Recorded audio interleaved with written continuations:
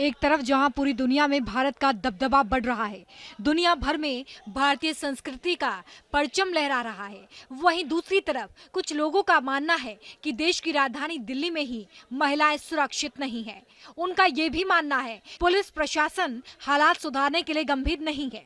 नहीं, बिल्कुल भी नहीं। हमारे माँ बाप हमें घर से मतलब चैन से निकलने देते, हम बाहर जाते तो बस चिंता लगी रहती है कि हाँ हमारे बच्चे बाहर हैं, क्योंकि यहाँ पे कुछ है ही नहीं सेफ नाम का। बदलाव नहीं है, पुलिस वाले बिके हुए होते हैं, कुछ अच्छे हैं ईमानदार पुलिस वाले, उनकी यहाँ केयर नहीं होती। जी हाँ, आपने बिल्कुल सही सुना। हाल ही में साक्षी हत्याकांड मामले की गूंज ने दिल्ली समेत पूरे देश को झकझोर कर रख दिया।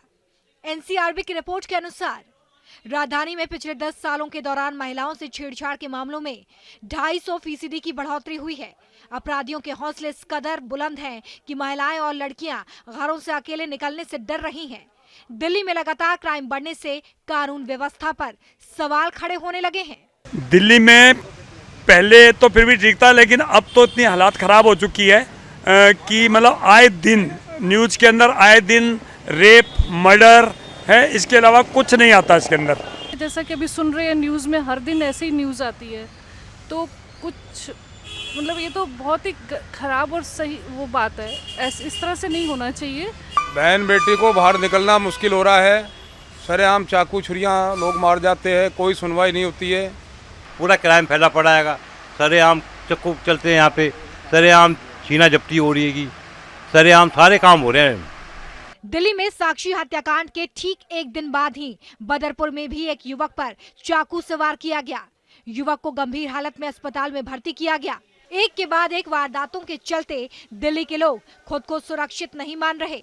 ऐसी वारदातों की वजह से दिल्ली पुलिस की कार्यप्रणाली पर भी कुछ लोग सवालिया निशान लगा रहे हैं। सेफ्टी थी कि लेडीज दिन में भी आ सकती है, रात 12 बजे भी आ सकती है, और अब इतना ज्यादा क्राइम बढ़ गया कि लोग जो दिन में भी सेफ्टी है। आजकल ये देखने को मिल रहा है, अभी पिछले 10-15 साल से पुलिस की कार्यशैली में बहुत चेंजिंग दिखाई दिया है। जब से शीला दीक्षित जी की सरकार गई है, ऐसा लगता है कि पुलिस निरंकुश हो गई है, क्योंकि जब चुने हुए प्रतिनिधियों का नियंत्रण प्रशासन पर नहीं होता तो बड़ी सीधी सी बात है कि जो सिस्टम होता है वो निरंकुश हो जाता है। दिल्ली के अंदर सरेआम रोडों के ऊपर फोन छीन के भाग जाते हैं, चैन स्नैचिंग हो जाती है, और आपने देखा होगा साक्षी को किस तरीके से मारा। दिल्ली में दरिंदों की दहशत इतनी है कि ना तो उन्हें कानून का डर है और ना ही जगह जगह लगे सीसीटीवी कैमरों का खौफ। कातिल बेखौफ सरेरा अपराधों को अंजाम दे रहे हैं।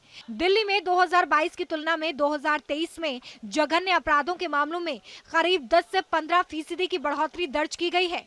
यानी कि राष्ट्रीय राजधानी दिल्ली में गंभीर अपराधों का ग्राफ तेजी से बढ़ रहा है। दिल्ली पुलिस भले ही कानून व्यवस्था दुरुस्त होने के लाखों दावे और वादे कर रही हो, लेकिन राष्ट्रीय राजधानी दिल्ली में अपराध और अपराधी बेखौफ हैं। दिल्ली में साक्षी का कत्ल कोई नया मामला नहीं, बीते कुछ सालों में सिर्फ आशिक मोहब्बत का खून बहाते रहे हैं। वो चाहे साक्षी हो, निक्की हो, निकिता हो या फिर श्रद्धा, ये सभी लव जिहाद के झांसे में फंसकर अपनी जान गंवा चुके हैं। उधर दिल्ली पुलिस का कहना है कि अपराध पर लगाम लगाने के लिए वो पूरी तरह से गंभीर है और भविष्य में ऐसी वारदातें ना हो, इसके लिए सख्त कदम उठाए जा रहे हैं। Bureau report, new Delhi.